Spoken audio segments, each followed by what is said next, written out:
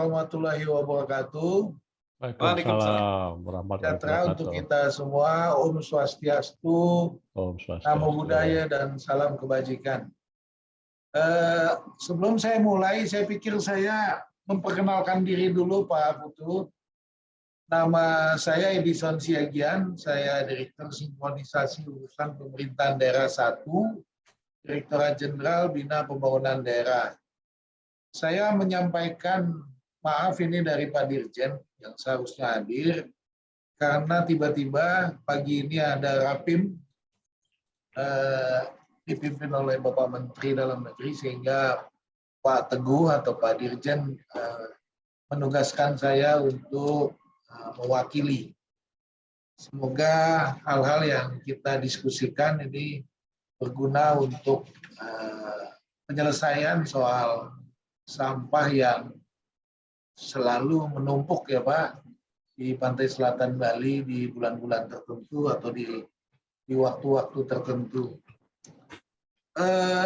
Saya pikir karena judul yang diberikan ini terkait dukungan regulasi dan kelembagaan kerjasama, maka outline yang saya tawarkan ini terkait gambaran umum pengelolaan sampah, lalu gambaran penganggaran, lalu peningkatan pengelolaan persampahan, lalu ada kesimpulan.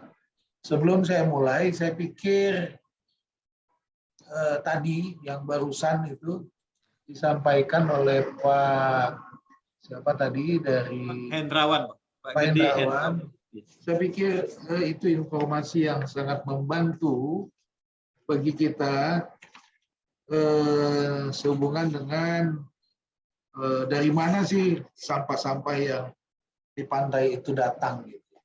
Ternyata sampah itu datang ya pastinya dari darat, dan tidak semua sampah datangnya dari Bali, tapi bisa jadi dari tempat lain, tetangga misalnya dari Pulau Jawa atau mungkin dari Pulau Lombok dan lain-lain. Ya, hal ini memang tergantung arus laut juga, tapi yang jelas sumbernya itu di darat.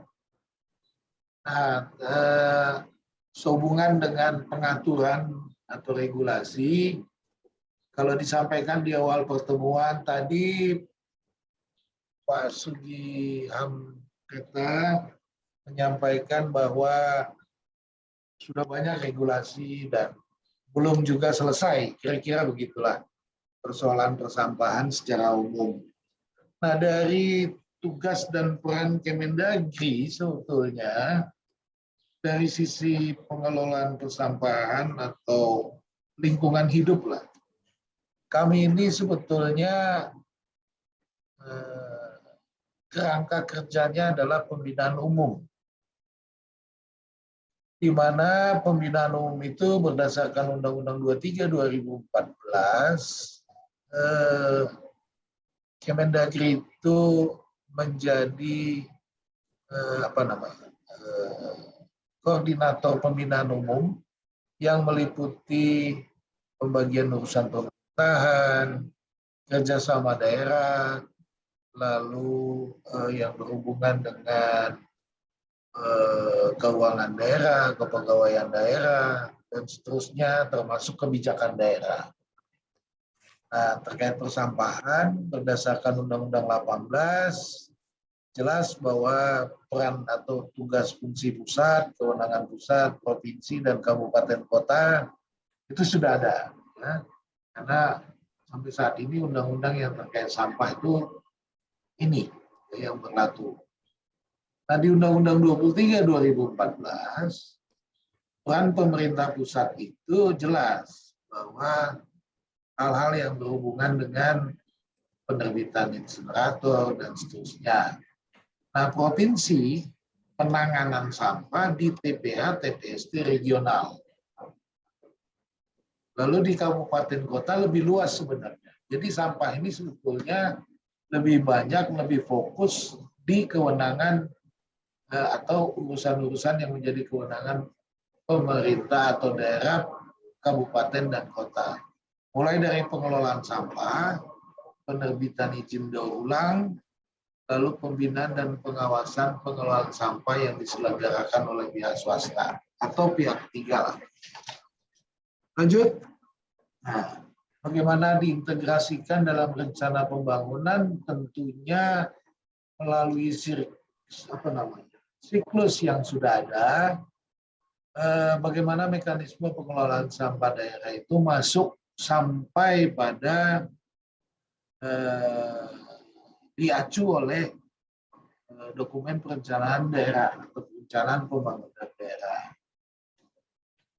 Nah, berdasarkan pemantauan Provinsi Bali dan seluruh kabupaten di wilayah Bali itu telah menetapkan kebijakan dan strategi daerah atau Jakstrada, pengelolaan sampah rumah tangga dan sampah sejenis sampah rumah tangga. Nah, Jakstrada inilah yang menjadi acuan ketika dia masuk ke dalam rencana pembangunan. Karena memang tanggung jawab pengelolaan sampah ini banyak juga dibebankan ke fungsi atau tugas fungsi pemerintah daerah. Bagaimana mulai dari RPJPD, RPJMD, RKPD dan seterusnya sampai Renjap, perangkat daerah, dinas-dinas yang terkait, misalnya dinas lingkungan hidup, dinas PU itu masuk dalam kerangka kerja mereka. Lanjut. Nah, ini Bapak Ibu, setelah itu masuk dalam kerangka perencanaan pembangunan daerah, masuk ke dokumen, ini ada pagu persampahan, urusan lingkungan hidup. Ya. Data ini dari Sistem Informasi Pemerintahan Daerah tanggal 2 Juni 2022 yang kita dapat atau yang kita ambil. Jadi kita lihat itu Bapak, Ibu, jelas bahwa bervariasi jumlah dukungan penganggaran atau pendanaan untuk pengelolaan sampah di Bali secara umum. Mulai dari provinsi sampai beberapa kabupaten dan kota yang ada. Nah, saya mau merata-ratakan ini. Kalau melihat grafik, kelihatan memang kota Denpasar dan Bandung paling tinggi itu. Namun kalau di rata-rata se-Bali itu 0,82%, ya, atau bisa dibilang kurang dari 1%. Kurang dari 1% dari APBD lah, ya, dari APBD. Jadi total pagu daerah itu APBD atau RKPD. Lanjut. Nah, Ibu Bapak, kalau kita lihat yang PU, yang urusan PU, karena persampahan ini kan dibagi di urusan PU ada, di urusan lingkungan hidup. Yang lebih kecil lagi, yaitu 0,28% dari total pagu urusan bidang ke-PU-an. Karena ini terkait dengan sarana prasarana pensampahan. Kalau yang di urusan lingkungan hidup, dia lebih kepada pengelolaan atau pengolahan sampahnya. Lanjut. Nah, ini saya pikir beberapa regulasi yang memang istilahnya ya, yang dibutuhkan lah untuk melakukan pengelolaan sampah atau menjadi dasar hukum untuk mengelola sampah oleh pemerintah daerah. Mulai dari saat ini ya yang kami lakukan, ada Permendagri 90 yang memuat nomenklatur program hingga subkegiatan yang bisa dipakai sebagai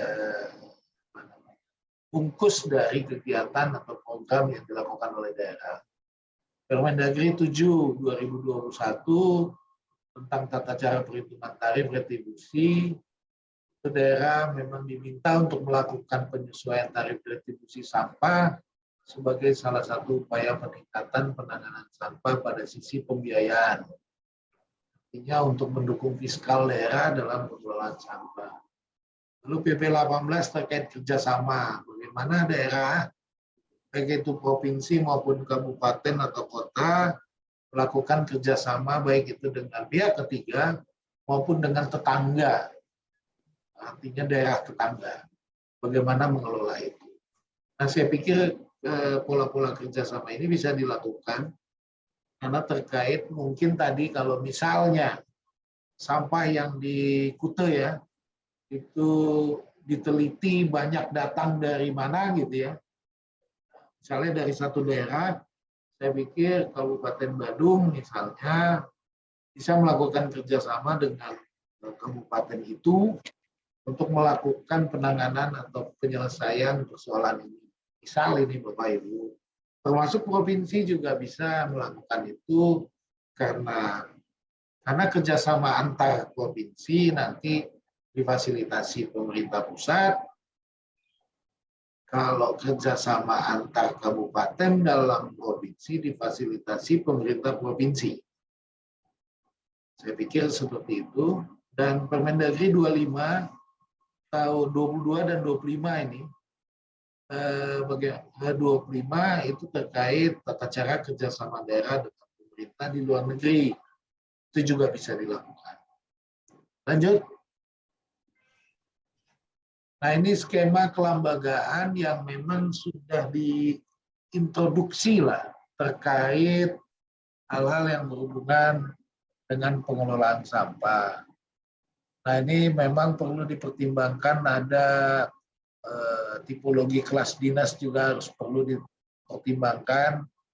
Kadang-kadang di beberapa daerah hal-hal yang menjadi fokus dari penanganan sampah ini di dinas memang kecil gitu.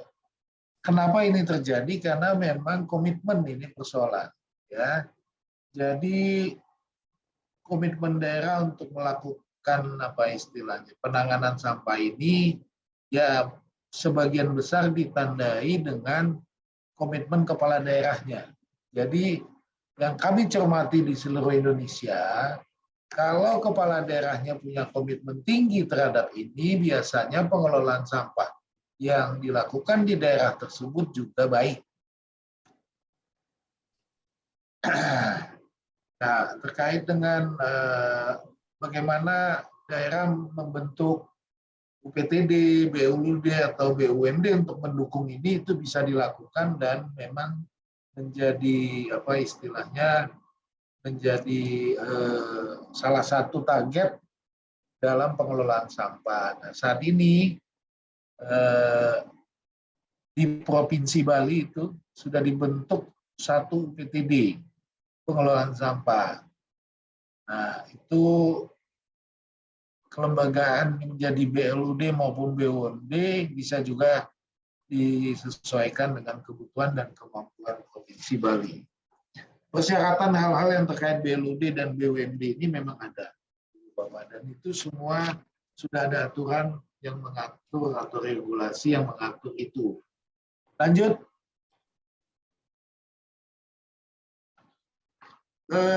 Dalam rangka meningkatkan kesejahteraan masyarakat lah, ini khusus yang terkait dengan kerjasama Ibu Bapak.